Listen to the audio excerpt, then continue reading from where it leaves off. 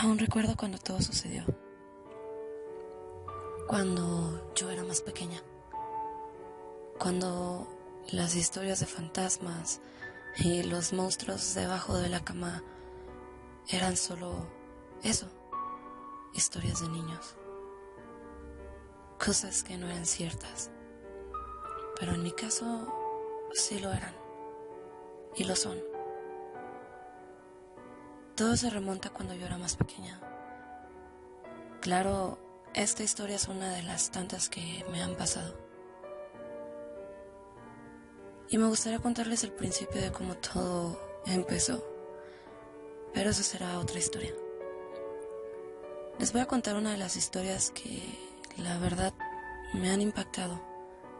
No digo que las demás no lo hayan hecho, pero esta la recuerdo con mucha claridad. Recuerdo estar en la secundaria y en ese entonces nos habían encargado una tarea. Era más que nada un proyecto. No recuerdo muy bien de qué iba, pero lo que sí recuerdo es que era una serie de 3 focos en donde tenías que hacer como un switch para que esos focos se encendieran y apagaran. Recuerdo haber estado haciendo ese proyecto en la cocina de mi casa. Yo me crié con mi abuela y vivía con ella.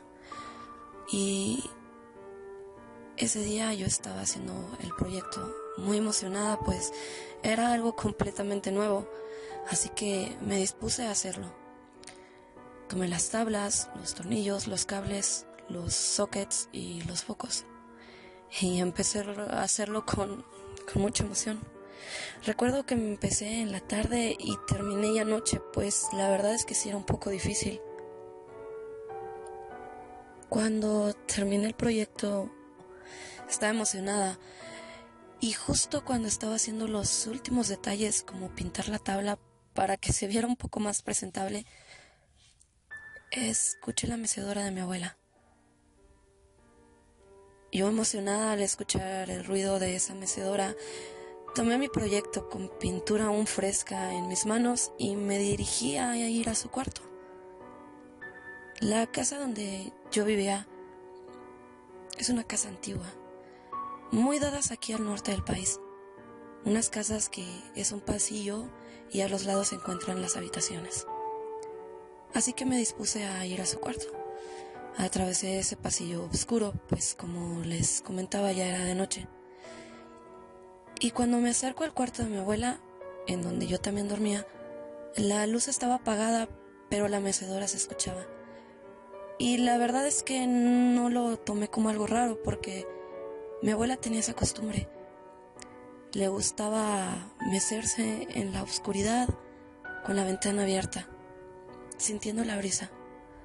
Así que no lo tomé como algo raro. Entré a la habitación y justo entrando estaba el switch para prender las luces. Lo presioné y, para mi sorpresa, no había nadie.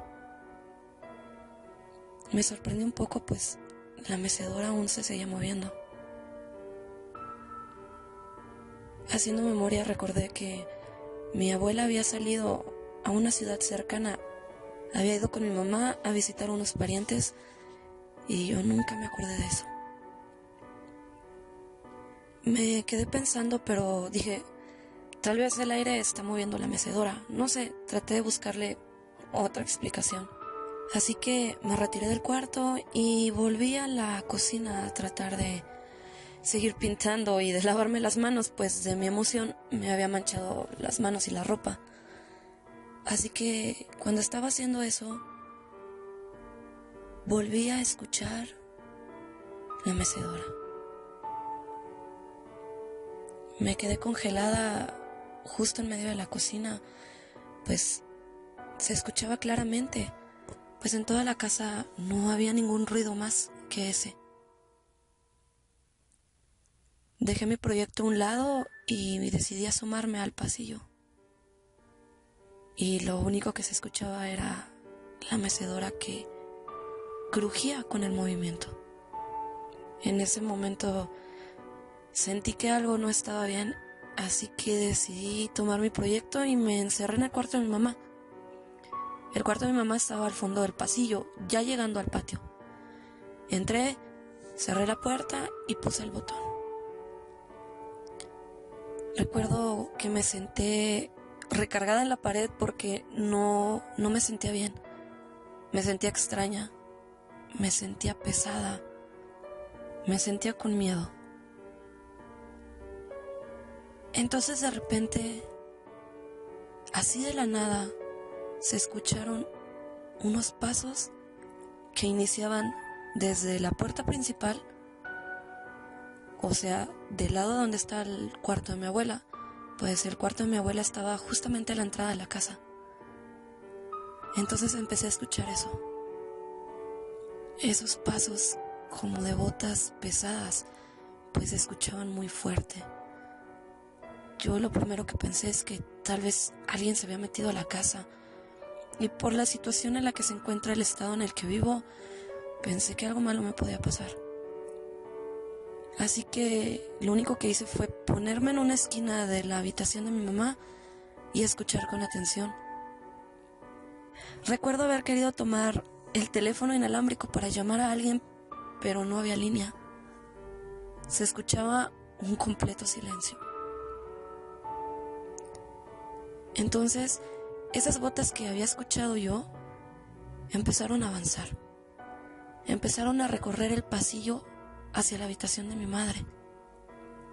Recuerdo perfectamente que yo me recosté en el piso y recargué mi cabeza de lado, porque justo entre la puerta y el piso había una pequeña franja o un pequeño espacio en donde yo podía ver hacia afuera. Era mínimo, pero se podía ver algo. Recuerdo estar acostada en el piso helado y de repente escuchar cómo las botas se iban acercando. Y de repente las botas se hacen visibles. Unas botas como de trabajador, para que me entiendan, como de obrero. Esas botas de suela gruesa, color marrón claro. Obviamente yo no hice ningún ruido y me quedé muy quieta mientras esas botas estaban enfrente de la puerta del cuarto de mi madre, donde yo estaba acostada, tirada en el piso observando. Y de repente se empieza a mover la manija, como si algo, o bueno, como si ese alguien tratara con desesperación de entrar. Y la movía tan violentamente que al escuchar ese sonido automáticamente me puse las manos en los oídos y me hice bolita sin dejar de observar esas botas. De repente dejó de hacer eso, dejó de tratar de entrar al cuarto con tanta insistencia y se retiró. Escuché claramente cómo esas botas se alejaban por el pasillo.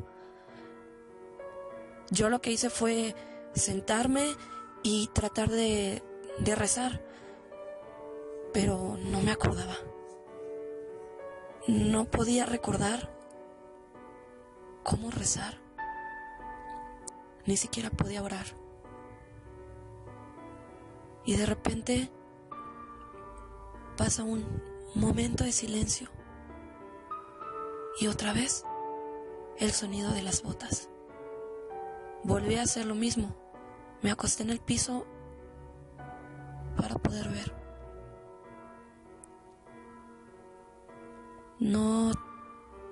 No sé qué pasó, pero ya no eran solamente unas botas, sino eran 2 par de botas los que se escuchaban. Eran 2 personas ya, y yo no tenía idea qué era lo que estaba pasando. Entonces, esas botas se acercan de nuevo al cuarto y con la misma insistencia anterior tratan de abrir la puerta. Tal vez esto suene completamente falso, pero